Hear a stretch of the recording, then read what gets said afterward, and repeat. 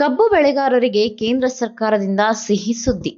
2026-27ನೇ ಹಂಗಾಮಿಗೆ ಕಬ್ಬಿನ ನ್ಯಾಯೋಚಿತ ಮತ್ತು ಲಾಭದಾಯಕ ಬೆಲೆ ಅಂದರೆ FRPಯನ್ನು ಹೆಚ್ಚಿಸುವ ಮಹತ್ವದ ನಿರ್ಧಾರವನ್ನು ಕೇಂದ್ರ ಸಚಿವ ಸಂಪುಟ ಕೈಗೊಂಡಿದೆ. ಈ ಕುರಿತು ಕೇಂದ್ರ ಸಚಿವ ಪ್ರಹ್ಲಾದ್ ಜೋಶಿ ಮಾಹಿತಿ ನೀಡಿದ್ದಾರೆ. ಈ ನಿರ್ಧಾರದಿಂದ ಲಕ್ಷಾಂತರ ರೈತರಿಗೆ ಲಾಭವಾಗಲಿದೆ. ಹುಬ್ಬಳ್ಳಿಯಲ್ಲಿ ಮಾತನಾಡಿದ ಕೇಂದ್ರ ಆಹಾರ ಮತ್ತು ನಾಗರಿಕ ಸರಬರಾಜು ಸಚಿವ ಪ್ರಹ್ಲಾದ್ ಜೋಶಿ, ಪ್ರಧಾನಿ ನರೇಂದ್ರ ಮೋದಿ ನೇತೃತ್ವದ ಕೇಂದ್ರ ಸರ್ಕಾರ ರೈತರ ಪರ ಮತ್ತೊಂದು ಮಹತ್ವದ ಹೆಜ್ಜೆ ಇಟ್ಟಿದೆ ಎಂದು ಹೇಳಿದ್ದಾರೆ.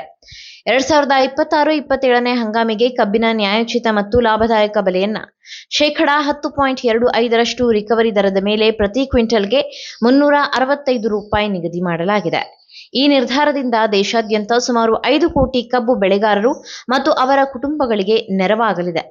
ಕರ್ನಾಟಕದಲ್ಲಿಯೇ 8ರಿಂದ 10 ಲಕ್ಷ ರೈತರು ಇದರ ಪ್ರಯೋಜನ ಪಡೆಯಲಿದ್ದಾರೆ ಎಂದು ಹೇಳಿದ್ದಾರೆ. ಕಬ್ಬಿನ ರಿಕವರಿ ದರ ಹೆಚ್ಚಿದಂತೆ ರೈತರಿಗೆ ಹೆಚ್ಚುವರಿ ಪ್ರೋತ್ಸಾಹಧನವೂ ಸಿಗಲಿದೆ. ಪ್ರತಿ 0.1% ರಿಕವರಿ ಏರಿಕೆಗೆ ₹3.56 ಹೆಚ್ಚುವರಿ ನೀಡಲಾಗುತ್ತದೆ. ಇದೇ ವೇಳೆ ರಿಕವರಿ 9.5% ಅಥವಾ ಅದಕ್ಕಿಂತ ಕಡಿಮೆ ಇದ್ದರೂ ಯಾವುದೇ ಕಡಿತವಿಲ್ಲದೆ ಪ್ರತಿ ಕ್ವಿಂಟಲ್ಗೆ ₹338.3 ಕನಿಷ್ಠ ಬೆಂಬಲ ಬೆಲೆ ನಿಗದಿಪಡಿಸಲಾಗಿದೆ.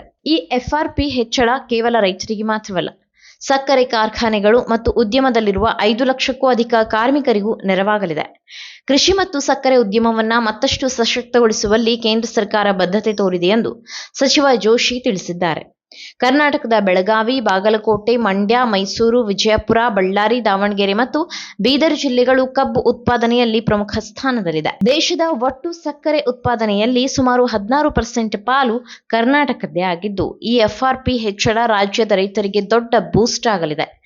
ಒಟ್ಟಾರೆ ಕಬ್ಬಿನ ಬೆಂಬಲ ಬೆಲೆ ಹೆಚ್ಚಳದಿಂದ ರೈತರ ಆದಾಯ ಹೆಚ್ಚುವ ನಿರೀಕ್ಷೆ ಮೂಡಿದ್ದು, ಕೃಷಿ ಕ್ಷೇತ್ರಕ್ಕೆ ಹೊಸ ಚೈತನ್ಯ ಸಿಗಲಿದೆ ಎಂಬ ಮಾತು ಕೇಳಿಬರುತ್ತಿದೆ. ನೀವು ಸಣ್ಣ ಆಗ್ಬೇಕಲ್ವಾ? ಅದು ಒಂದು ಉತ್ತಮ ಆಹಾರದಿಂದ ಸಣ್ಣ ಆಗ್ಬೇಕಲ್ವಾ? ಪ್ರತಿದಿನ ನಮ್ಮ ಜೀನಿ ಸ್ಲಿಮ್ನ ಯೂಸ್ ಮಾಡಿ ಯಾವುದೇ ಸೈಡ್ ಎಫೆಕ್ಟ್ ಇಲ್ದಂಗೆ ನೀವು ಸಣ್ಣ ಆಗ್ತೀರಾ.